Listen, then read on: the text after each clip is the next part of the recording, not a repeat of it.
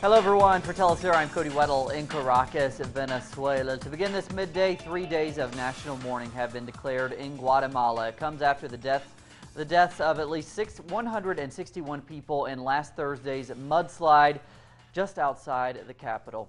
Rescue teams are continuing to remove mountains of earth as they search for some 300 residents who are still missing in the small community of El Cambre. A total of 125 homes were buried. The search has been hampered by further rain in the region. The determination to continue is firm. All of us here have expressed it. We won't stop except for the reasons of security of those working in the area. As long as conditions permit, we will continue the operation.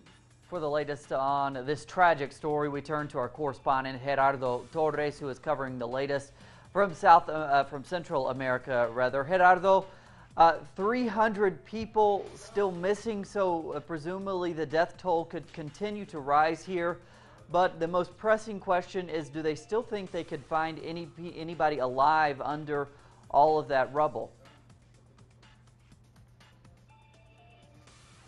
Hello, Gerardo, can you hear me? Gerardo? Appears we don't have Gerardo on the line there. We're going to continue now. We'll come back to Gerardo for the latest on that story in Guatemala, if we can get him on the phone.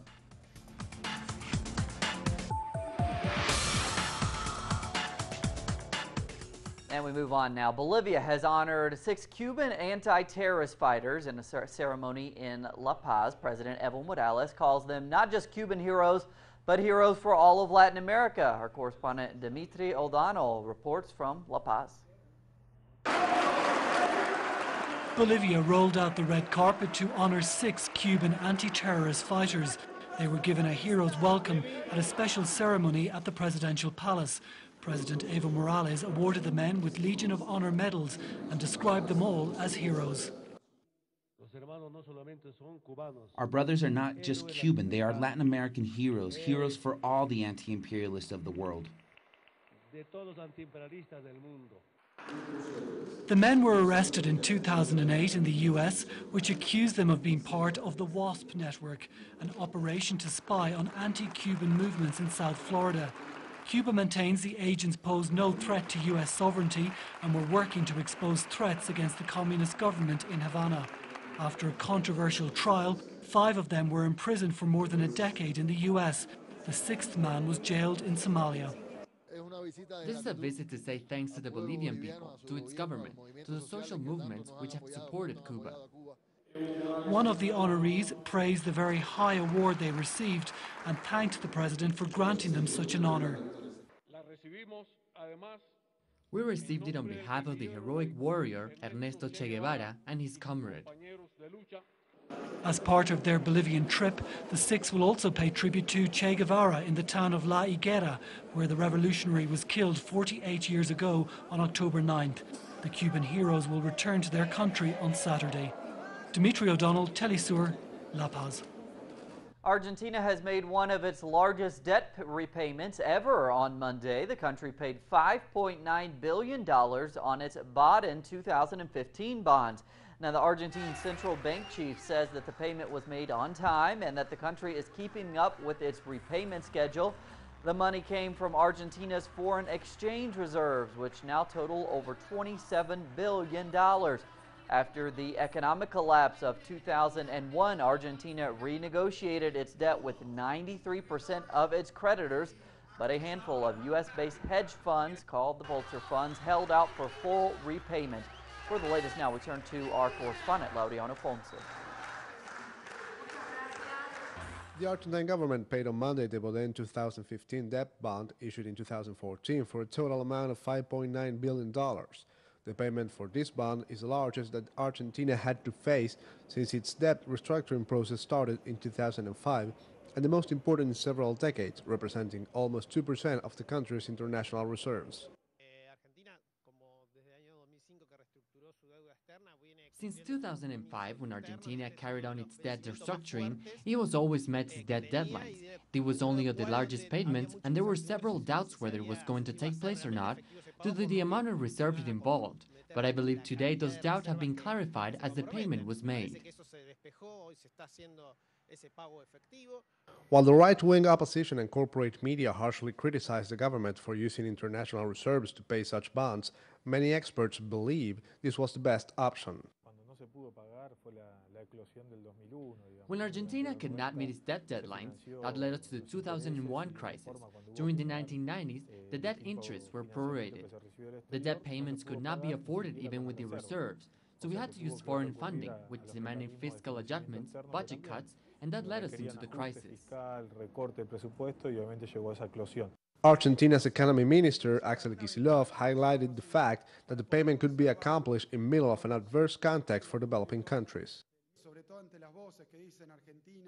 To those who say Argentina failed to reduce its debt or that it's increasing it, we are putting down this payment today for $5.9 billion. The payment will be done and Argentina will continue in the path of reducing its debt. Kicillof also announced a new bond to be issued after the payment, which will most likely be sold to local investors, as offering it abroad could lead to new demands from the so-called vulture funds that litigate Argentina in New York. Laureana Ponce, Telesur, Buenos Aires. We go to Colombia now. That's where the recent announcement that the country's decades-long military doctrine will be reviewed has been widely welcomed there, particularly among victims of state crimes. Natalia Margarita now with this story. It was 1987 when Alejandra's father, a leader from the leftist Patriotic Union, was detained by the military, and one day later his body found with clear signs of torture. For Alejandra, her father is one of the many victims of Colombia's military doctrine, a strategy of counterinsurgency that was mainly directed against civilians. If of every 10 victims of Colombia's armed conflict, 8 are civilians and just 2 members of either armed group. This is clearly a conflict where the victims, those who have paid the highest costs, are civilians. Those of us who've never carried a weapon but rather dedicated our lives to work in defense of human rights. In the wake of an expected peace agreement, Colombian Army Commander General Alberto Mejia announced he has ordered a comprehensive review of the military doctrine, something that for victims is a must for constructing peace and providing guarantees of non-repetition. The bad example that was put into practice by the military forces, for instance, through extrajudicial killings or the institutionalization of forced disappearances against those who think differently, is something that must be cut off from the roots. The United States was central in defining Colombia's security strategy of counterinsurgency developed in the late 50s. Now, as military experts consider it urgent to review that doctrine, they have also expressed concerns that this would be done once again under the guidance of the United States and the NATO, as announced by the head of the Colombian Army.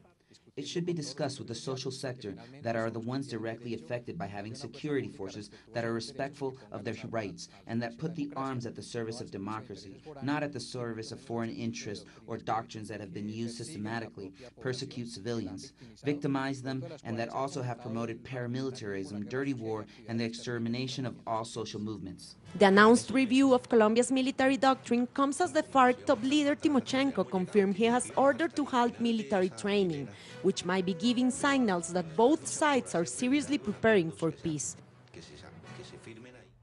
We go back to our top story now out of Central America in Guatemala, where over 160 people have died after Thursday's mudslide there, one of the worst natural disasters to hit Guatemala in decades. Our correspondent for Central America, Gerardo Torres, is following the latest. Gerardo, we know there are hundreds of people still missing there, so the question is, do they expect that any of those people could still be found alive? Hello, Tony. Today is the last day that the rescue team has put themselves that they can find people that are still alive. There are still 300 people that are considered missing, disappeared. 161 have been declared dead. The rescue team both of Guatemala, with the help of the Mexican rescue team and people from the community that are looking for their family members, are working harder today. We're working extra hours permanently since Thursday, and today, as the rescue team said, that after the work that they could do today, there would be very low possibilities that the 300 people that are disappeared can still find alive. they can't declare them dead. They can't declare them until they find them. But because of the conditions of the land and the conditions that they can be in the mudslide and the pressure, it will be unlikely that they could still find people alive tomorrow in the rescue operation that tomorrow will happen. And what about the people who were lucky enough to survive this, Gerardo? Many of them have been left completely without homes. What's the government and other response teams doing to help those people? Well, there are few answers from the government at this point. We're talking about at least 100 families that were taken away during the first 2 days. They have been put around in spaces around the community, especially in schools and others. But this is just a temporary situation. They won't be able to be kept for longer than probably a couple of weeks. People are still working, looking for their families. Many of them still are living in the new area, but those that lost their houses still don't have a certainty from the government. All right, Gerardo Torres reporting on what is an absolute tragic situation in Guatemala. Gerardo, thanks for the latest. And we move on now. A judge in Mexico has ordered the release of 4 of the 7 military officers who were accused of involvement in last year's Tlatlaya massacre, in which 22 people were killed. Our correspondent Clayton Kahn now with those details. It was on Friday that a federal judge ordered the release of at least 4 of the 7 military personnel detained in relation to the mass extrajudicial murder in Tlatlaya, Mexico in June 2014 that left 22 presumed organized crime members dead. According to the judge, there was no sufficient evidence to prosecute the soldiers who still remain behind bars in a military prison as they await a legal process in a military court. Now, according to the military, the soldiers engaged in a firefight in a warehouse with the 22 individuals and killed them all out of self-defense. However, through investigations carried out by media organizations and Mexico's National Commission on Human Rights, they all found that at least 11 of those killed had turned themselves in for arrest and were extrajudicially murdered. Meanwhile, this past June, the Centro Pro human rights organization published its own investigative report, coming to the conclusion that the military patrol that confronted the 22 individuals were given the written orders to, quote, bring down criminals at dark hours. Centro Pro has filed for the higher chain of military command to be investigated. It's Clayton Kahn reporting for Telesur here in Mexico City. The country of Peru faces crucial presidential elections next April, and several right-wing candidates are already out campaigning, but the Peruvian left is still carrying out an unprecedented democratic process to decide who will be its candidate. Our correspondent in Lima now, Raul Mora, with the latest. On Sunday, citizens voted for the first time in Peruvian history in a primary election to select the future candidate for President of the Republic. The political organization that implemented the process is a coalition of leftist movements called Frente Amplio, and over 30,000 Peruvians voted in the polls located in every region of the country. I think this is an opportunity for those who are not party members but identify with it, who can participate in these elections. For that reason, I've come today to vote with my mother. Regardless of who wins, the fact that this election is taking place and with a lot of people means we are already winning. I want to see if this can truly change the structure of the country so that it benefits us, because right now it's hurting us. Results are not final, but out of the 7 candidates, 2 are ahead and closely competing for the opportunity to represent the left. One of them is current Congresswoman from Cusco region, Verónica Mendoza. This is bringing a lot of hope because it means that there are citizens who want to participate in politics, and they do feel the calling when the ways of making politics are renewed. When decision-making is opened up to the people, you can bring them into the process of renovation. The other candidate who could win the leadership of Frente Amplio is environmental activist and former Catholic priest from Cajamarca region, Marco Arana.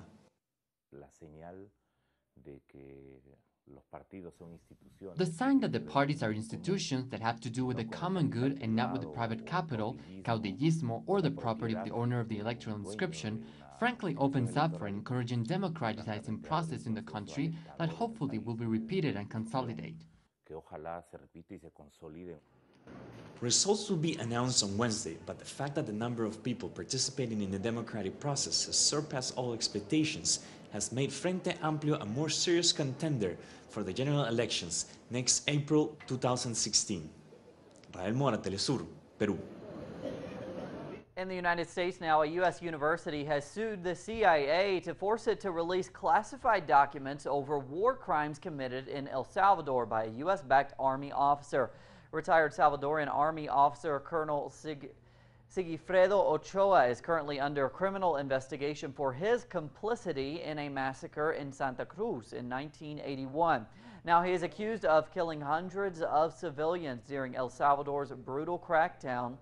On Monday, the University of Washington Center for Human Rights filed a lawsuit under the Freedom of Information Act, alleging that the CIA is illegally withholding information about the massacre. The Chilean city of Valparaiso is hosting 3 days of a conference centered in preserving the marine environment and fisheries called Our Ocean. The U.S. Secretary of State John Kerry announced his government is discussing a joint maritime reserve with Cuba in waters located between the two countries. This would be another fruit of the recent rapprochement between the two governments. The U.S. had already unveiled 2 new marine reserves on its own territory at the conference. And after the break, we'll know the names of the winners of this year's Nobel Prize in Physics. That's coming up. Stay with us.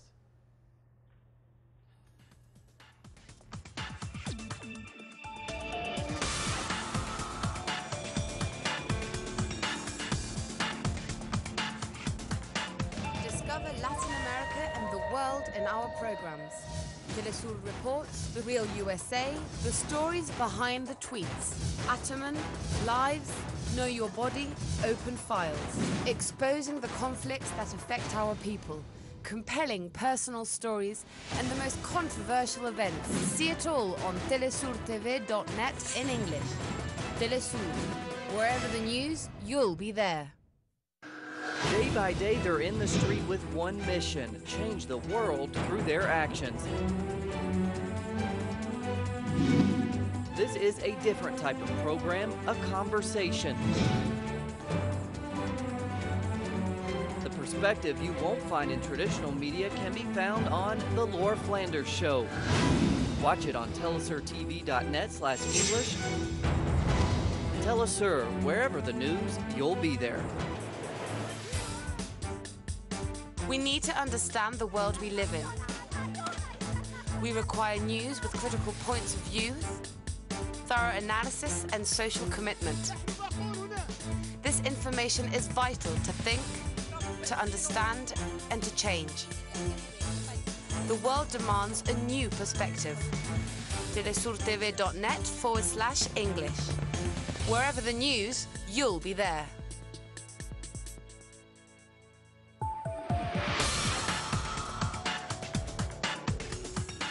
Russia has responded after one of its military planes was intercepted in Turkish airspace. Now, the Russians say the mix-up was a result of bad weather.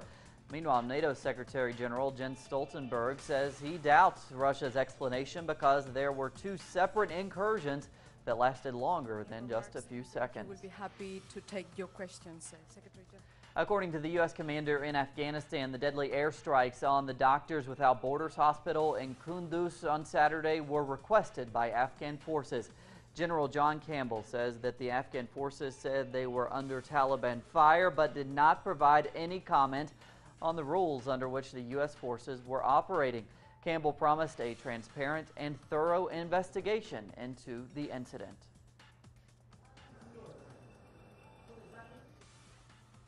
"15 soldiers from the Arab coalition and its allies have been killed after attacks in the port city of Aden in Yemen. A hotel housing Yemeni officials and a Gulf military base were hit with explosives. It was the biggest attack on the government since it retook the Aden from the Houthi rebels in July. Yemen's cabinet will imminently hold an emergency meeting to discuss the attack. Nobel Week continues with the announcement of two winners of the Nobel Prize in Physics, Canadian Arthur MacDonald and Japan's Takaaki Nakahita led two teams in their respective countries that led to crucial neutrino observations revealing they have mass. The Royal Swedish Academy of Sciences said that the 2015 prize changed our understanding of the innermost workings of matter and can prove crucial to our view of the universe. Nobel Prize in Physics honors a fundamental step towards unveiling the nature. In the aftermath of Portugal's elections, the next step for the country is to decide on its new government. Portugal's head of state, President Aníbal Cavaco Silva, will conduct a round of meetings with party leaders to decide on the best path forward. And although the president has no executive power, he now plays a central role in efforts to find a political solution. The incumbent center-right government collected the most votes but lost its outright majority in parliament to left-of-center lawmakers who want to ease or end austerity.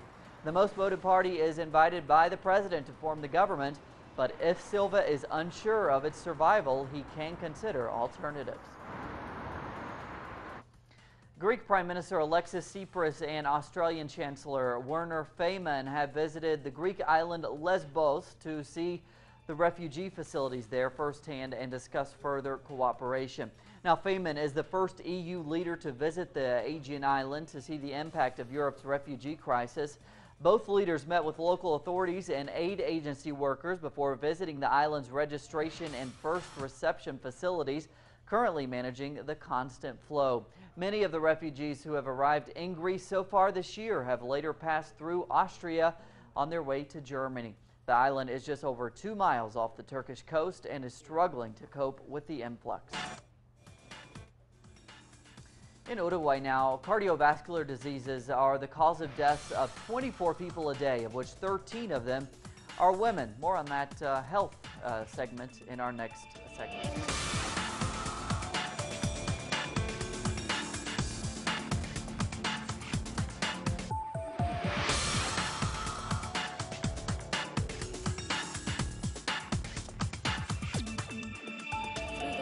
Follow your heart, choose the healthy path.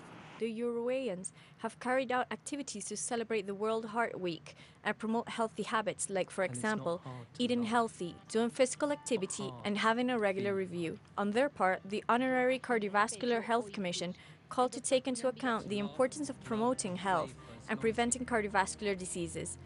Let's remember that the symptoms of a heart attack are lack of breath, nausea, and chest pain.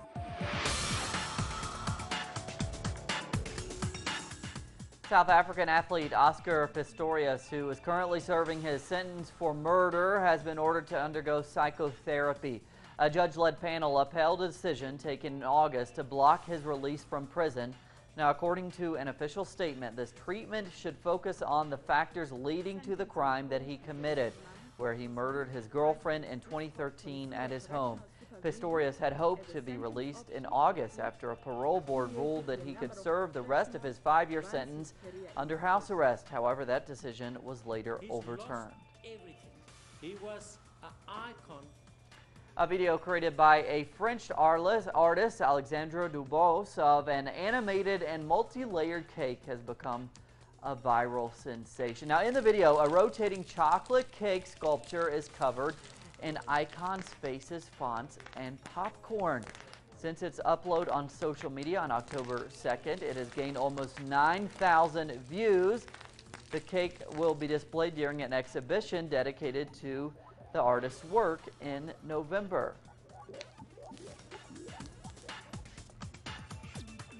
That's pretty cool, I guess. Plenty more on those stories and others at our website, telesurtv.net/English. For Telesur English, I'm Cody Weddle. Have a great day.